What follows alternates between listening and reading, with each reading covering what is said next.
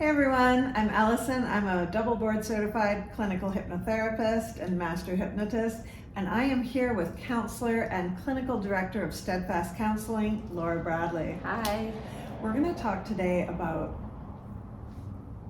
counseling and hypnotherapy, and we often get asked by our different clients, like, when should I go to counseling, when should I go to hypnotherapy? And we want to talk about how people come in with various issues and how you would work with a hypnotherapist with that, and how you might work with a counselor. Yeah. And times when it makes sense to work with both. How they intersect, and we do refer each other clients, so we're gonna get into this a little bit. So, okay. Yeah. So let's start with couples counseling. Okay. You do couples counseling. Yes, I do. Yeah. I don't. So that's something I would refer out to Laura. Couples counseling. That's true. Yeah.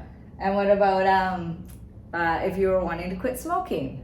That would be a me. I would refer that to Allison. I do a one and done for stopping smoking in one session, so that is a clinical hypnosis. What about someone's past and how it relates to their present, and if the two are informing one another? Right. So I would definitely, in counseling, that's something that you would spend some time exploring, that where something currently was happening, where maybe the feelings feel a bit more intense in the situation, you think the situation calls for, we might look at, okay, did something similar happen in your past? Maybe the past and the present are kind of glued up against each other, and we'd work on separating those two in various ways. And I wonder, like in hypnotherapy, is that a way that how would you work with that? Yeah, I definitely would go try and find if there is an initial sensitizing event we needed to reframe or look at, and if it is indeed informing the present. And once you reframe the initials, set up your emotions around your present triggers change. So definitely something we would both work with, and maybe in similar ways, untangling the associations made. Yeah, I think both. that's similar. So it would be depending on whether you're more comfortable doing hypnotherapy or some talk therapy. You might choose to work with a hypnotherapist or a counselor, or maybe you might choose to do a bit of both. You can do both at the same time, depending on what you're working on. For instance, I did refer someone the other day to Laura because they really wanted to sit down and really talk to someone. They don't have that time a lot in their lives where they have someone's undivided attention who can listen to their story and help them sort of decipher certain things that are happening in their life, and then give good strategies for coping mechanisms. And I did refer that out to Laura. So that would be an area where in hypnotherapy, I'm not necessarily working with a lot of people's stories.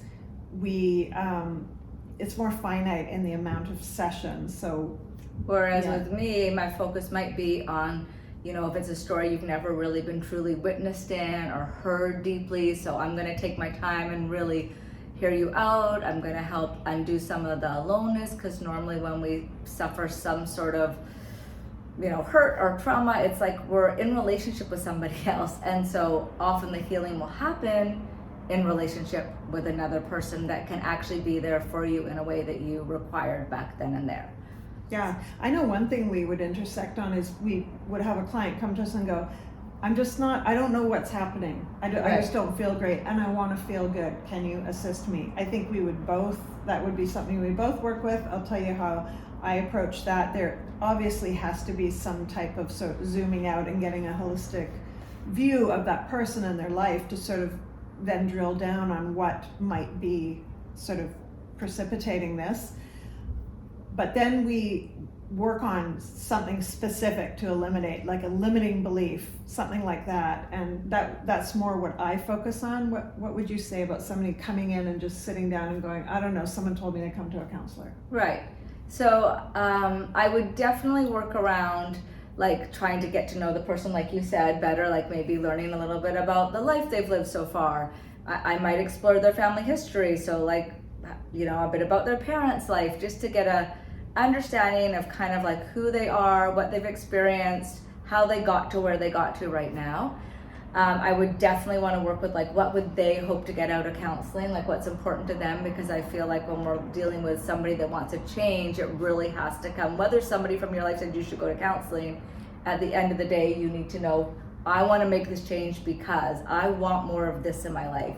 And then we would work with the thing once we got that honed down to what they really wanted. So in some ways, like very similar.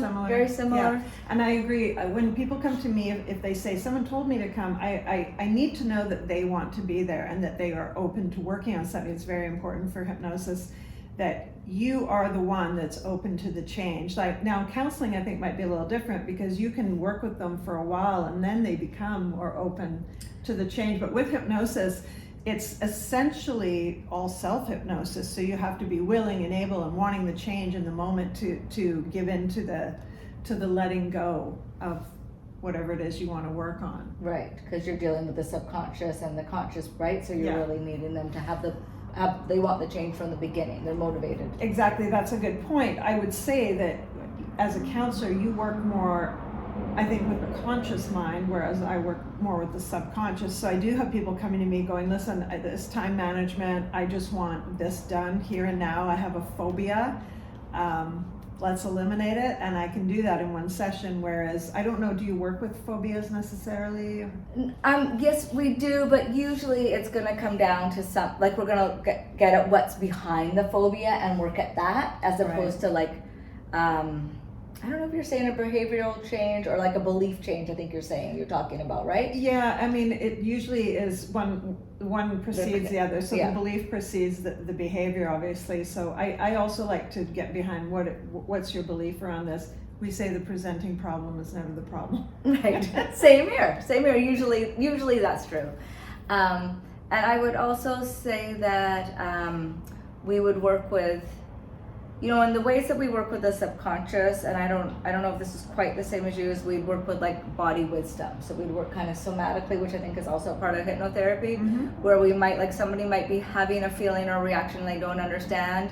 And definitely I would say in my practice, I would really encourage people to go like, you don't need to understand right now. Like you can trust the emotion or what's the sensation in your body, and we can just be with that for a while, and we can let the kind of rational conscious brain emerge later on. It will make sense of it eventually, but we actually can sit in the feeling. The feeling actually has a lot of wisdom. And I have clients too that aren't necessarily comfortable with telling me exactly what it is that's happening for them. It could be a trauma, it could be a memory, and that's okay with hypnosis. They don't need to tell me. We can do it with suggestion. They can keep it internal. They don't need to say it out loud.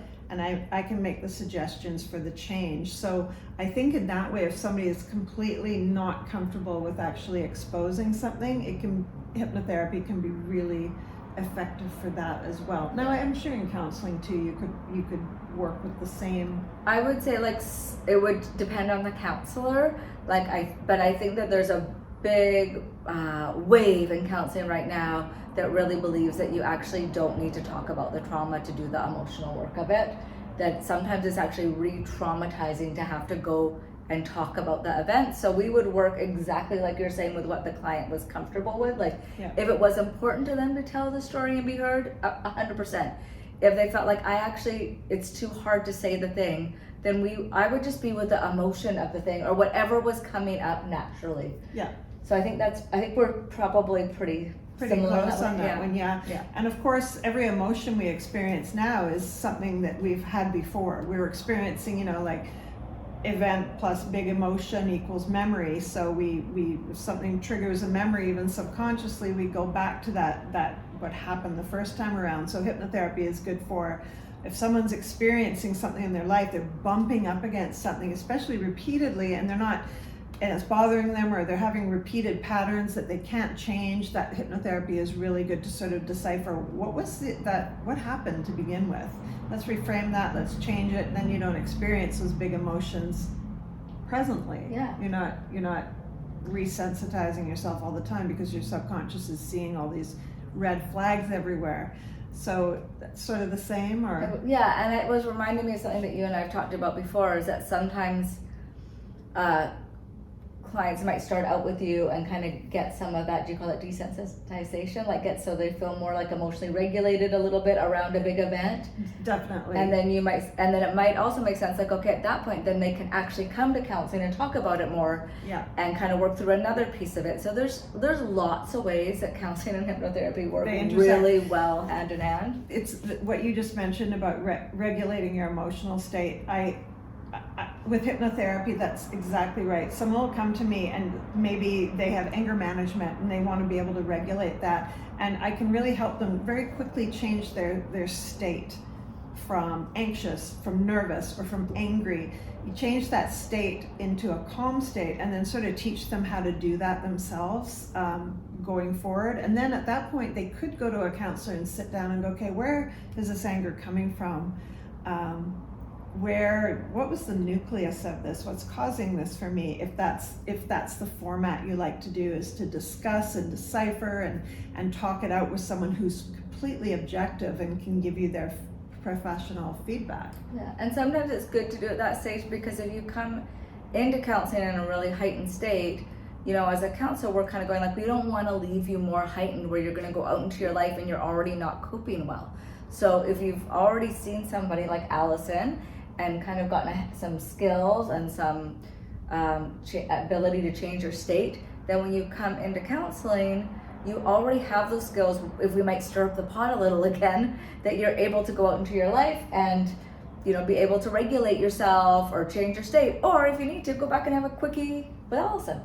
Yeah, and the other thing that's great is to enhance something you already have that you like. So sports performance is a really good one. Or if you want more confidence because you're publicly speaking somewhere, I can do that really quickly in one session for you. Let's take where you are and let's make it big. Let's send you out there and you're gonna do an amazing job or performance or whatever it is. And what do you think about that? Yeah, I think that's more hypnotherapy than counseling. Not that you couldn't walk out of counseling with like higher self-esteem or feeling good about yourself. It would just, but I think that would be more particular to exactly how you're saying that, to hypnotherapy. What's making you laugh? I'm laughing because you said that quickie. I know, I was like, how come you didn't catch that? I was like, I can't believe I just got away with that. I was gonna say, we're gonna let that one go, but I had to mention it because I know someone will hear that. And we're not gonna have that kind of quickie, but we will definitely address very quickly whatever it is you want to address. So I think there's a lot of areas, and I think sometimes different types of therapy sort of speak to people in different ways for different reasons, and both have efficacy, but I've referred to Laura, she's referred to me, and I think if people have questions, the best thing to do is to DM us. Yeah. We'll link Steadfast information below, we'll link my information below, and you can reach out to us and say, I have this, I want to work on this, I want this, what would be the right thing for me? And without questions, we'd be happy to answer.